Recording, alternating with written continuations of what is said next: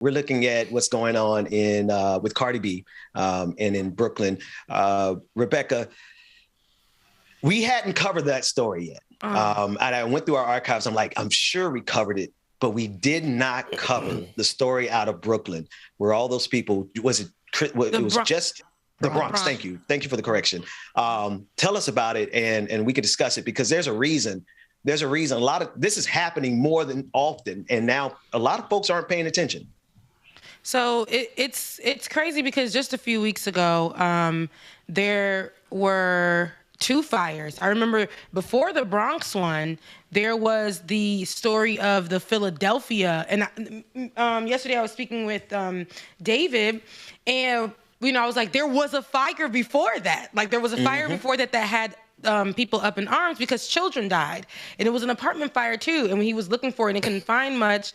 And then finally, I don't know that if the apartments there, were called row houses, but he finally found that one. And that was basically in Philadelphia just a few days before. And wow. and so the Bronx fire, which was a space heater that caused a Bronx apartment fire that left 17 dead and 63 dead, just literally less than a week before. The house fire in Philadelphia killed 13, including 7 children, and that was a Christmas tree that ignited.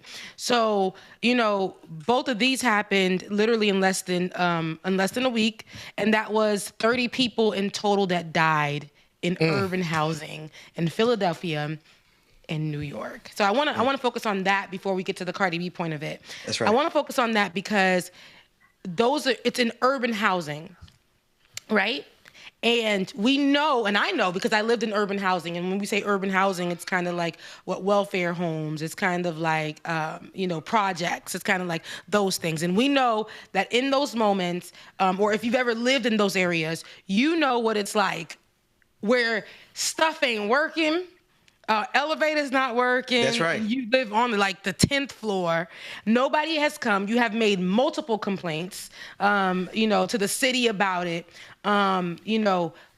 There are unsanitary things all across areas. If somebody was shot there, blood will be there. And yeah, this is my own story. Blood will be there for weeks, months, just sitting there. Sometimes you have to go through the emergency door. And when you go through the emergency door, there's no alarm that goes off in the building. Very problematic.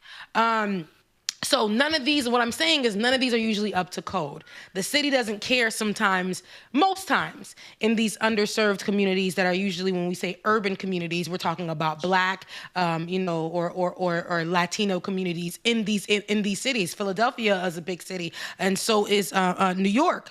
So it's just knowing that a space heater was an issue because the state didn't come and put any AC or heater in this area, knowing that it's cold in the Bronx. That's right. And they did not make sure that it was up to code, so they were providing space heaters, or the people themselves were getting space heaters that were probably not for those type of buildings. Those space heaters, once they flip over, they can cause a full fire. That's why they make them now where if it flips over, it turns off automatically. And in the other home, they were saying that in Philadelphia, it is alleged that it wasn't even up to code, where they didn't even have a fire extinguisher available. Wow. In the row house.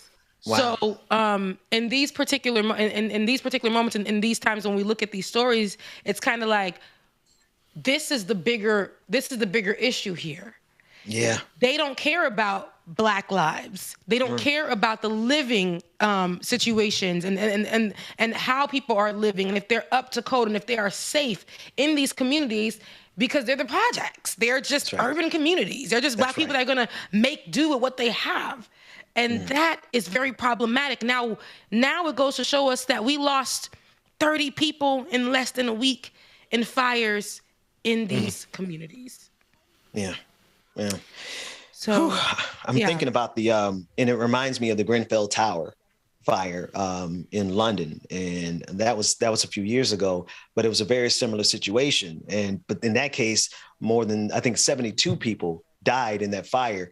And I want to give a shout out to I can't think of Raven's last name, but I follow her on Twitter, our Haitian sister Raven, who posted a comparison of the faces of the victims in the Bronx and the faces of the victims in the Grenfell Tower over in the UK. And they were all Black. They were all majority migrant or immigrants rather. And it looked like a lot of them were either Muslim or, they were immigrants. They were family. They were people who are the most likely to be taken advantage of by a system that won't recognize all of the complaints about how cold that building was. But then after 8 people die, you have the new mayor, Eric Adams, comes out and goes on his tour, which okay, that's what you do as a mayor. You go on the tour and you take summary of all the people who were killed and you make a speech. But what you could have done before this was to make sure that they had adequate heating such that they didn't need a space heater that turned around and killed so many people. Right. And that's the thing I hear you talking about, Rebecca, is that all of this really stems from the fact that nobody actually cares that they're freezing in these towers in the north. It's Black people. I remember living here, and in Marietta, in the townhouse in Marietta, and it was a developing area. It was considered the hood. Franklin Road was what it used to be called before. Franklin Road. If you ever live in the Marietta, yes, the hood of all hoods there. Yeah. Very, very. It's not that bad. But I ain't had no money. Well, no, for Marietta, comparatively speaking, yes. But honestly, and it's not even like, it's like, I would say it's not, an urban area. That's what they called it. People were always scared to move there. Yes, you would always see police pulling up to the liquor store, which is right next door. But I'm going to say this. When we moved into the house was supposed to be, it was a townhouse. The house was supposed to be upgraded. And I needed a place to stay really quick. It wasn't upgraded. Who cared? I made an argument with the front, and I'm like, y'all, upgrade this as we go. One day I came home, you guys. I had a big hole in the middle of the kitchen floor. The bathroom sink was on top of the kitchen counters. Dust was everywhere. It could have been all kinds of things. You know what they say in them commercials? What them things be in the house? I forgot what it's called. But they're like, if you or if your family member has been exposed to asbestos. Asbestos. It could have been any of that.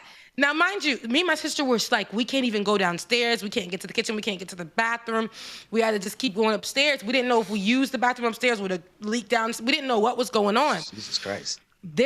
Remember when it was like a snow day so bad, everybody's cars was just sliding. This was not the Snowmageddon.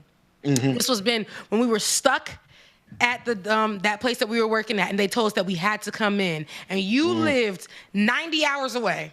And the snow came down so bad. I remember that weekend. Yeah. We were so fearful. My tires were not built for that. If you think I had my tires changed at all in 5 years, you better not believe that. Child, that was when you drove that little red car that would be skidding around everywhere.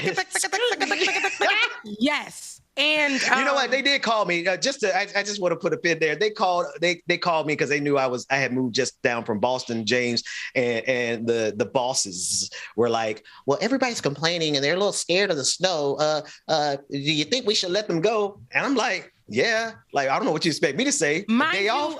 Just get the hell out of here.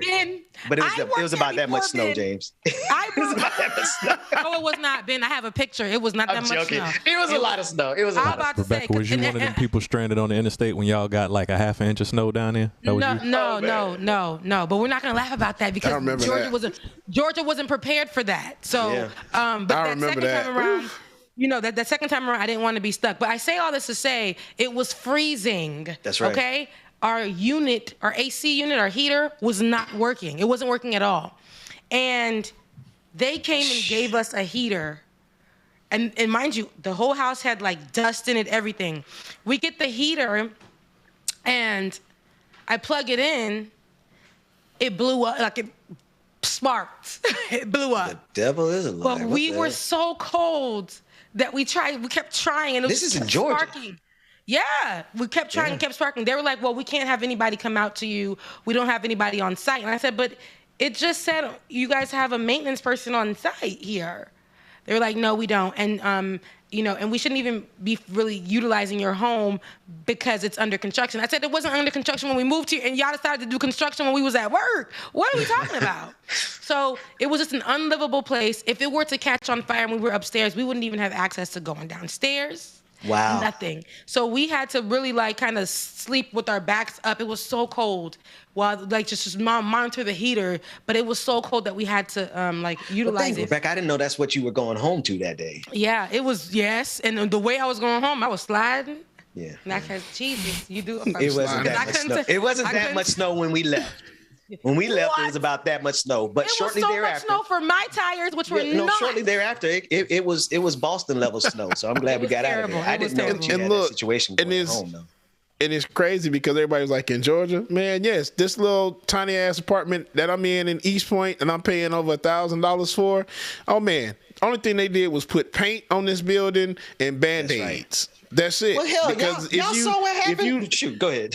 Go ahead, bro. I'm about to say, if you look behind my cabinets now, there's a gap about that big going from that goes under the house, basically, under the apartment. I don't know what's in there. I just know I hear critters and everything else.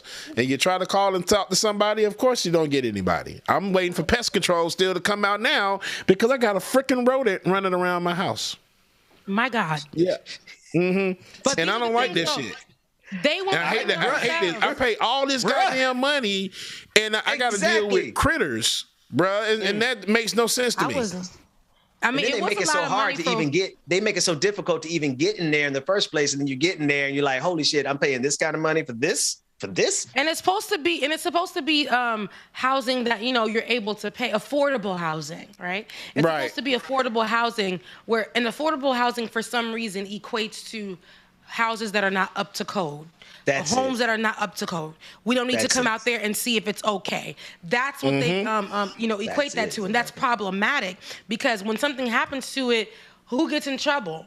But now here we are, and lawsuits are being made, and I'm glad that we have people who are going back to where they from when things are happening, like Cardi B, and who's offering to pay for the fires and the victims' fire burial costs. But I love to hear that, and I know it's a lot of money. 17 people killed in the Bronx. 17 people killed in the Bronx fire, and when we don't want to hold the city and states accountable for not protecting their constituents, their people. That's it. I think that's when we come to a crossroads where we have to realize, okay, I don't want to be on the right side or the left side of stuff.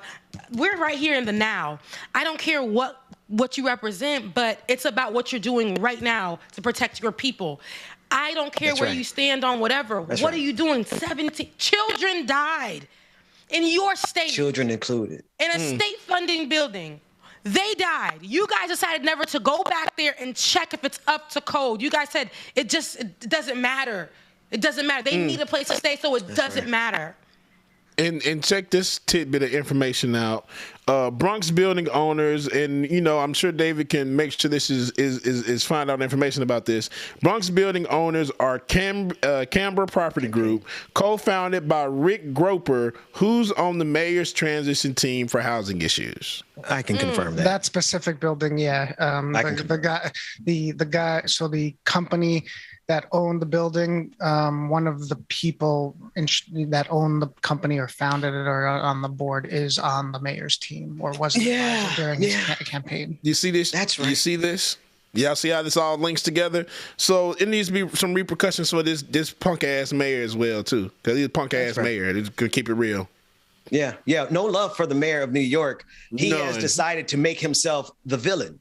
The mayor of New York has decided to make himself the villain of black people in this timeline. So in the after party, I'll tell you where you can go, what you can go do to yourself. Because this is the insult, Rebecca, is after these people were dead, this became one of the most shining moments in Eric Adams' short career so far as mayor of New York, because he got to come down there and show all the sympathy.